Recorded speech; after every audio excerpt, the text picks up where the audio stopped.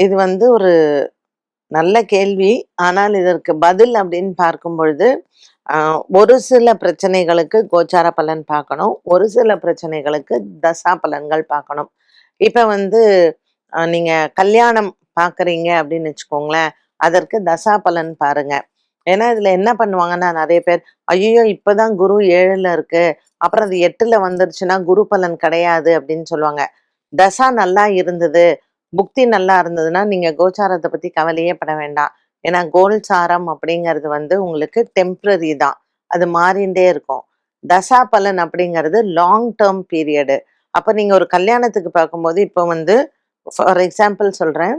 உங்க பொண்ணு ஜாதகத்திலயோ, பையன் ஜாதகத்திலயோ கேது தசா நடக்கிறதுன்னு வச்சுக்கோங்களேன். அது வந்து 7 வருஷம்.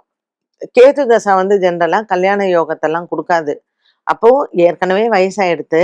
கேத்து தசை வேற 7 வருஷம். இதுல நம்ம கல்யாணம் பண்ணாம எப்படி இருக்கிறது அப்படிங்கும்போது, குரு பலன் இல்லாட்டா கூட ஒரு நல்ல வரன் அமையுதுன்னா பண்ணிடுங்க. உங்களுக்கு தசா நல்லா இருக்கு. ஒரு சுக்கிர தசா நடக்கிறது. ஜாதகத்துல சுக்கிரனும் நல்லா இருக்கு. ஆனா குரு 8ஆம் இடத்துல இருக்காரு. 6ஆம் இடத்துல இருக்காரு. இப்ப கோச்சாரத்துல குரு பலனே இல்ல. அப்பன்னா நம்ம கல்யாணம் பண்ணலாமா? தாராளமா பண்ணுங்க. ஏன்னா, அதுக்கு குருவுக்கு நீங்க ஏதாவது ஒரு சின்னதா பரிகாரம் பண்ணிட்டு கல்யாணம் பண்ணும்போது, எந்த விதமான பாதிப்பும் உங்களுக்கு வராது. உடல் ஆரோக்கிய குறைபாடுகள். இது கோச்சாரத்துல நெறைய அடிபடும்.